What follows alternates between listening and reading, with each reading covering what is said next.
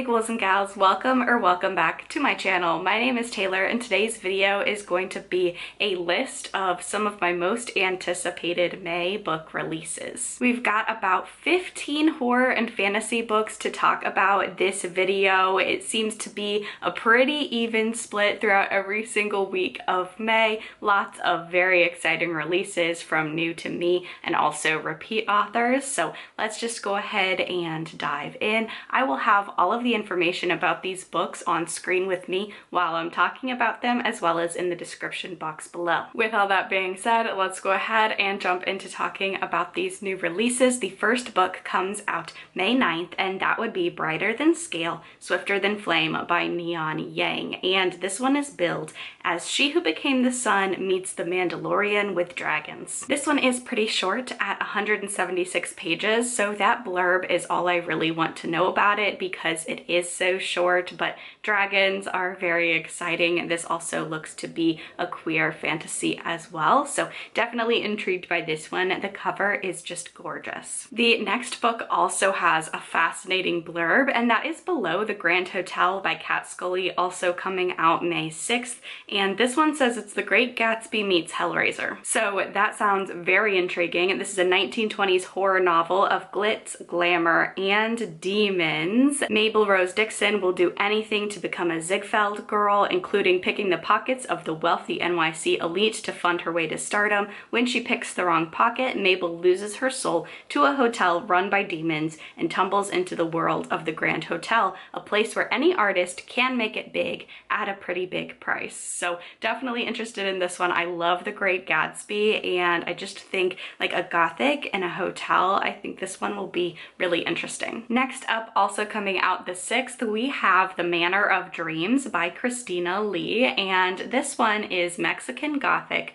meets Everything I Never Told You. And this is a haunting novel about the secrets that lie in wait in the crumbling mansion of a former Hollywood starlet and the intertwined fates of two Chinese American families fighting to inherit it. So this is another gothic horror. Vivian Yin is dead, the first Chinese actress to win an Oscar. The trailblazing ingenue rose to fame in the 80s, only to disappear from the spotlight at the height of her career and live out the rest of her life as a recluse. Now her remaining family members are gathered for the reading of her will, and her daughters expect to inherit the grand, sprawling Southern California estate. But due to a last-minute change to the will, the house is passed on to another family instead, one that is suddenly returned after decades of estrangement. In hopes of staking their claim, both families move into the mansion as sinister, haunting things start happening. Told in dual timelines spanning 3 generations, The Manor of Dreams is a thrilling family gothic that examines the true cost of the American dream and what happens when the roots we set down in this country turn into rot. I am very excited about this haunted house sort of novel, and I love an intergenerational haunted house story as well, so definitely looking forward to this one. Next up, coming out the 6th, we have The Nightbirds by Christopher Golden, and I can always rely on Christopher Golden to give a fun, fast-paced horror novel that really scratches the itch. Like, his books fill the niche that a really good B horror movie does for me in book form, so they're usually like very fast-paced, very fun, and this one is taking place on a deteriorated, half-sunken freighter ship off the coast of Galveston, Texas. I really like aquatic horror. I love horror movies. I haven't read a lot of horror books, that's why I'm saying movies. I love a lot of horror movies that take place on ships where people are finding abandoned ships and that becomes the location of a haunting or something sinister. So I'm very intrigued to get to this one. This one sounds so fascinating. There's a lot going on, but main character Charlie Book has been living abroad and studying the Christabel, a 19th century freighter that lies half sunken in Gulf waters just off the shore of Galveston. He's a Texas Parks and Wildlife Department employee, and over the years a massive forest of mangrove trees has grown up through the deck of the ship, turning it into a natural habitat. So Book is staying here and researching the habitat.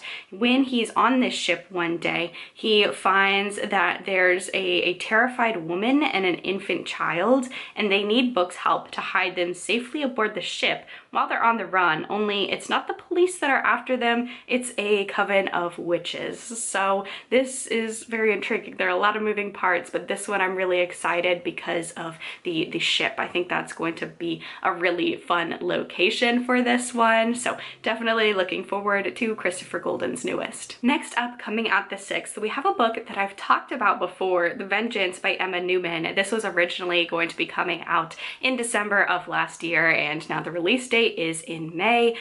This one is like a horror fantasy. It's a swashbuckling adventure set in a version of Alexandra Dumas's world haunted by vampires. So this is about a fierce pirate captain of the ship The Vengeance, and she's raised to follow in her mother's footsteps as Scourge of the Four Chains Trading Company. However, when her mother is mortally wounded, she confesses to Morgane that she is not actually her mother. So now Morgane wants to go on a quest to figure out her parentage, and her quest reveals a world of decadence and darkness in which monsters vie for control of royal courts and destinies of nations. So pirates and vampires and a horror fantasy blend. I'm really looking forward to reading this one. Just a little hint about my future plans. You'll definitely be seeing me read this book in an upcoming vlog coming out at the beginning of May. So that's very exciting. We are now moving on to May 13th as a release day. This next book is a little bit of a wild card for me, and that's going to be The Devils by Joe Abercrombie. This is a wild card pick for me because I've never read a Joe Abercrombie before. I've been meaning to for quite some time, and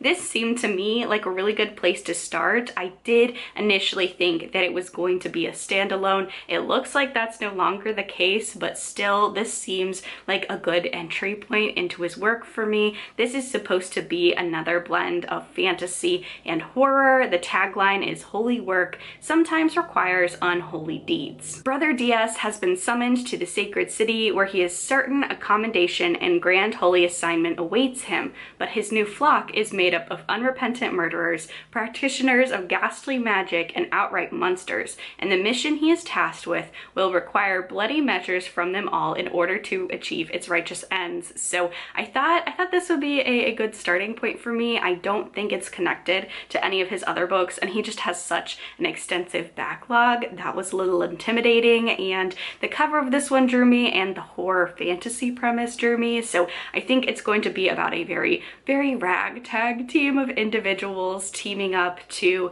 do something, to accomplish some sort of righteous end. So I am looking forward to this one with a caveat. I mean, let me know down below if you've maybe read an arc, or if you know anything about Joe Abercrombie's work. Like, is this actually tied into his other books? Should I start somewhere different? I feel like this could be a good starting point, but definitely let me know if you have any thoughts about that. So next up, coming out the 13th, we have The Incandescent by Emily Tesh, and this cover is just so gorgeous. But this is Naomi Novik's Scholomance meets Plain Bad Heroines in this sapphic dark academia fantasy, and Plain Bad Heroines is one of my favorite books of all time. I wasn't the biggest fan of the Scholomance series, but Plain Bad Heroines, that comparison's really drawing me into this book. And this is a dark academia book that I think is interesting because we are actually following a professor, and for this subgenre we usually follow students, so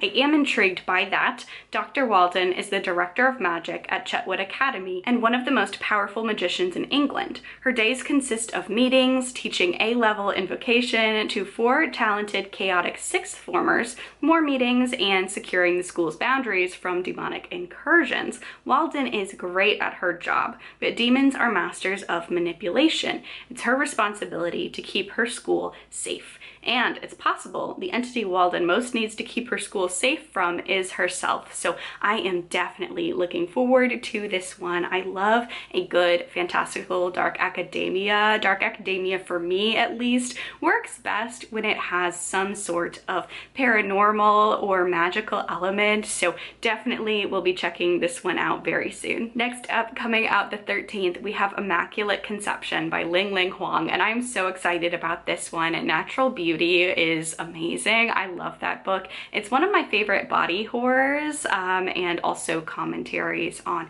beauty standards, so I'm very, very excited to get to this one. This is set in the fiercely competitive art world, and it's a novel about an obsessive friendship that is upended by a cutting-edge technology purported to enhance empathy and connection. This says it's science fiction horror, and we follow Anka and Mathilde, and they are two artists that strike up an intense bond that soon turns codependent. It's blisteringly smart, thought-provoking, and shocking. It has to deal with an unconventional technology purported to heighten empathy that allows users to inhabit other people's brains and minds and absorb the trauma and share it. So this navigates big questions of art, technology, authorship, and what makes us human. I am really excited for Huang's sophomore novel, and I cannot wait to pick this one up. And then the last book that I have that comes out May 13th is another Gothic. This is the month for Gothic horror and haunted house horror,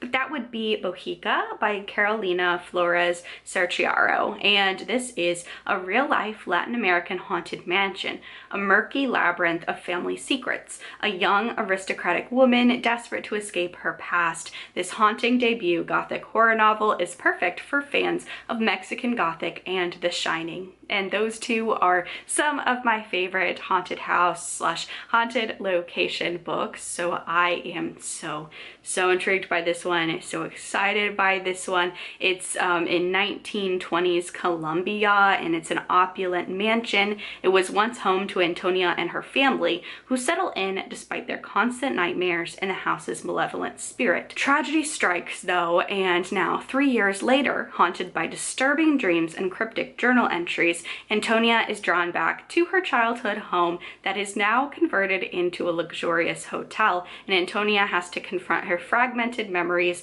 and the dark history of the estate. So definitely a theme this month. Haunted hotels even. Hotels, haunted houses, Gothic horror. I'm very excited to check this one out. We are now moving on to the latter half of the month, and this book comes out May the 20th. One of my favorite covers, I think, so far this year. The Starving Saints by Starling. Yeah, that cover is just really gorgeous. This is a historical horror. It also seems to be, from the cover, religious horror. It's a transfixing, intensely atmospheric fever dream of medieval horror, and I am absolutely going to be picking this one up. I am so intrigued in medieval horror. It's something that I want to read more of. I love historical horror, and I haven't read a lot of horror set in the medieval ages, so I'm definitely looking forward to this one. Amar Castle has been under siege for 6 months. Food is running low and there has been no sign of rescue. But just as the survivors consider deliberately thinning their number, the castle stores are replenished, the sick are healed, and the divine figures of the Constant Lady and her saints have arrived despite the barricaded gates, offering salvation in return for adoration. Soon the entire castle is under the sway of their saviors, partaking in intoxicating feasts of terrible origin as the castle descends into bacchanalian madness. Forgetting the massed army beyond its walls in favor of hedonistic ecstasy, 3 women are the only ones to see their situation for what it is. So I am very much looking forward to this one. Gorgeous cover, medieval setting, and religious horror kind of elements. Definitely will be picking this one up. I love Starling's horror, and I'm so excited to see what she does next. Next up, I have what I think could be a wild card, We Live Here Now by Sarah Pinborough, and Sarah Pinborough does thrillers.